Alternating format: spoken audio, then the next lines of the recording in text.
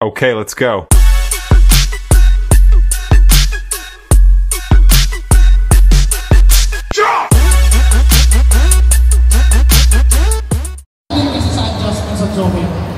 Naging mas viable ulit na gamitin yung Joel. Kasi dahil din sa passing niya na before, makasarili yung Joel. Kapag na-skillan niya, may added 8% damage na dinidil niya.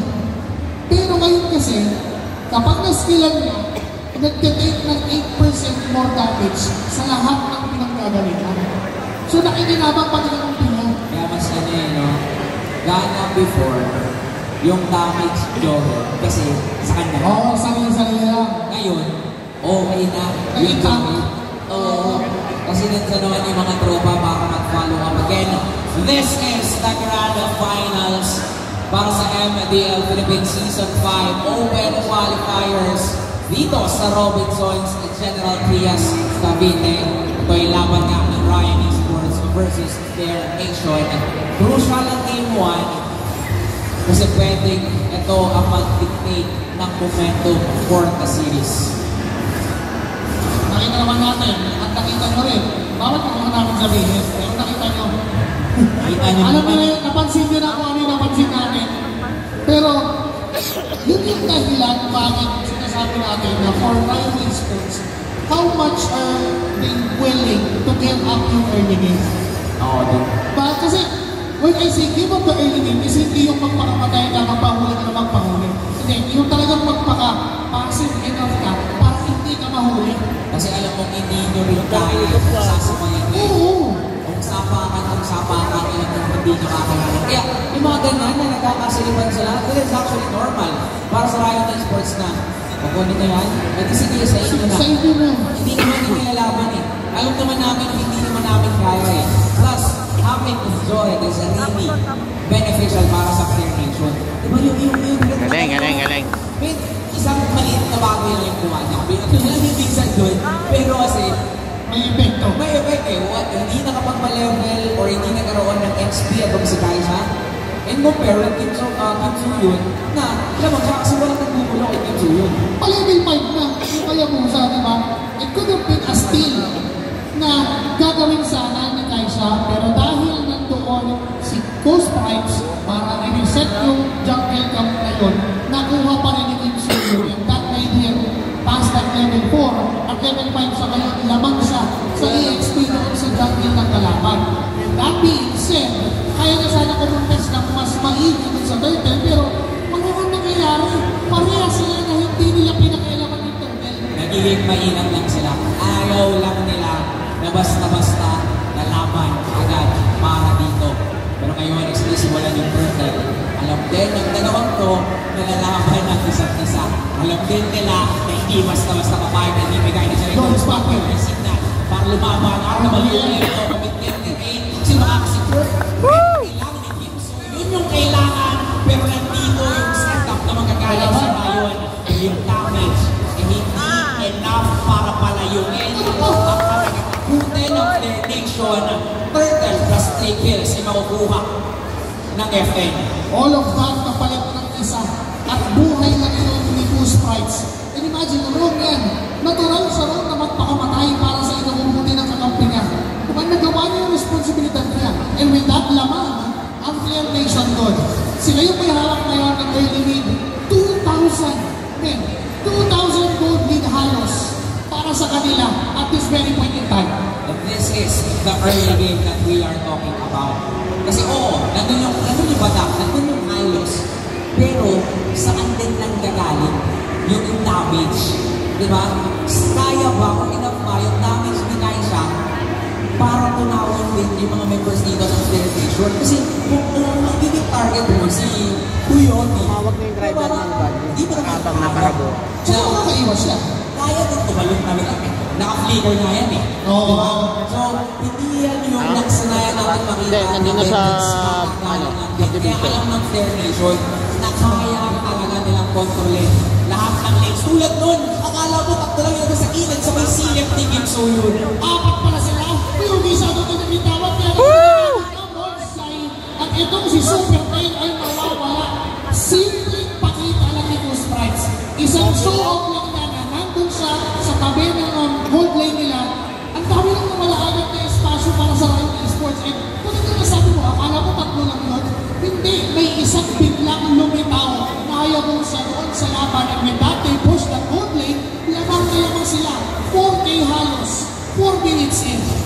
grabe, no? Na ma-maximize yung mismong composition. At sinabi na natin kanina na parang this is pre-expected. Pero sa sports, hanggang kailan nila kayang mag-tiis? Hanggang kailan nila kayang mag-tiis na nakikita nilang pinukuha yung orange buff, nakikita nilang pinakabangay yung kakampi nila, pero wala kasi silang lakas para talaga ilaban. Tingnan mo pumapasok na sa loob ng tore na nakatapa. Dito si Leone at nabigyan pa. Akala mo buhay ka kung doon ka dumaan, hindi. May nakaabang pa at mas napaganda pa para sa Flair Nation. Kasi si Dennis Domininis pa yung nakakuha nung kaya. Look at that! Look at those sprites. May tore pa din ha. May tore pa. Tinatayuan lang niya. Literal na wala siyang ginagawa kundi tumayo at magpakita. Pero dahil dun sa threat na pwede niya gawin sa kalaban, ay hindi nakakatayo ng maayos yung Riot Esports. With that, libreng objective na naman, unti-unti pa rin lolobo ang kalamangan. Kanina 4K in 4 minutes, 5K in 5 minutes, approaching 6. So para sa Riot Esports, ang tanging kailangan din nilang pagpansin. Bang! Woo!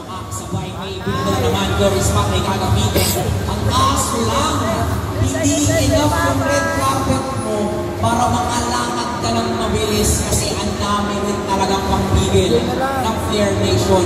Kailangan ng Riot Esports dito, magkaroon lang ng spasyo yung mud. Magkaroon lang ng resources. Etong si Super Team, ang kaso lang paano nila gagawin yung kung talagang pinipilit ng Flair Nation, lumaban ng lumaban Galing, dinala yung at ano, huwag ninyo, no? magpahinga kasi alam nila sila talaga yung lamang sa ngayon. Talagang ibang sagot dyan kung may tiis lang.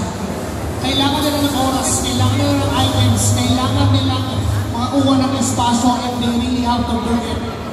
Doubling effort pa sa ginagawa nila ngayon. Kasi the way it goes, I mean 6 minutes, wala pang Lord, third turtle pa lang, pero kumakatok na sa second turtle yung side of the nation.